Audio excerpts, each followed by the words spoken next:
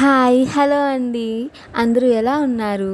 ఈరోజు వచ్చేసి ఒక బెస్ట్ హోమ్ రెమెడీతో మీ ముందుకైతే వచ్చేసా. ఈ హోమ్ రెమెడీ ఎక్కువగా మా మమ్మీ యూస్ చేస్తారు. ఈ home remedy weekly once use చేస్తే హెయిర్ చాలా స్ట్రాంగ్ అండ్ సిల్కీగా వస్తుంది అండ్ కొత్త హెయిర్ మొలుస్తుంది. ఇది మీరు కూడా చూస్తారు రిజల్ట్ అయితే. ఈ జనరేషన్లో పొల్యూషన్కి అయితే హెయిర్ ఫాల్ అందరికీ కామన్ ప్రాబ్లం అండి. నేను కూడా ఫేస్ చేశాను.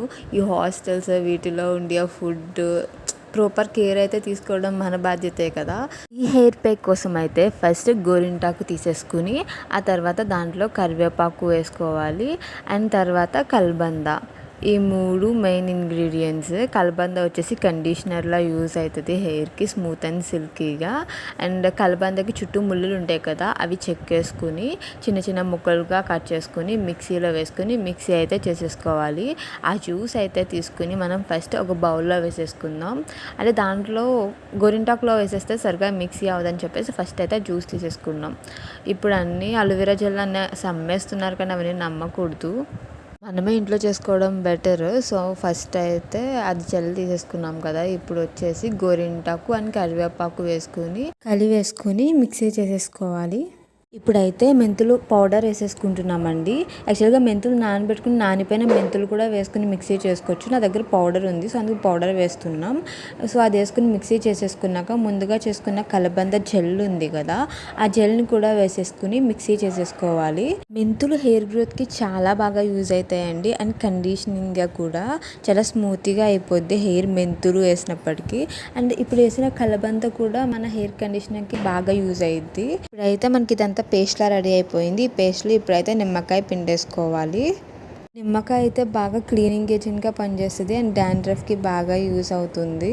ఇదంతా బాగా కలిపేసుకుని మనం డైరెక్ట్గా హెయిర్కి అప్లై చేసేసుకోవడమే. ఈ హెయిర్ ప్యాక్ అయితే మా ఇంట్లో అందరూ బాగా యూజ్ చేస్తారండి. మా మమ్మీ, మా డాడీ, ఇంకా అందరూ. మా మమ్మీ అయితే పెట్టేసుకుంటుంది మొత్తం హెయిర్కి. గోరింటాకులో అయితే anti fungal and anti bacterial properties ఉంటాయండి. దానివల్ల ఏమైనా స్కాల్ప్ మీద దురద, ఇచ్చింగ్ ఇలాంటివి ఏమైనా ఉంటే తగ్గుతాయి, పుండ్లు అవి. సో గోరింటాకు మంచిదే అని మనకి ఎప్పటి నుండో తెలుసు. అండ్ దాంట్లో మనం ఇంకా మెంతులు ఇవన్నీ వేయడం వల్ల కూడా చాలా హెయిర్ గ్రోత్ అంటే ఏమి డ్యామేజ్ ఏం లేకపోతే గ్రో అవ్వడానికి బాగా యూజ్ అవుద్ది కదా. సో ఇలా ఎవ్రీ వీక్ పెట్టుకుంటే ఖచ్చితంగా మీరు రిజల్ట్ అయితే చూస్తారు 1 వీక్లో.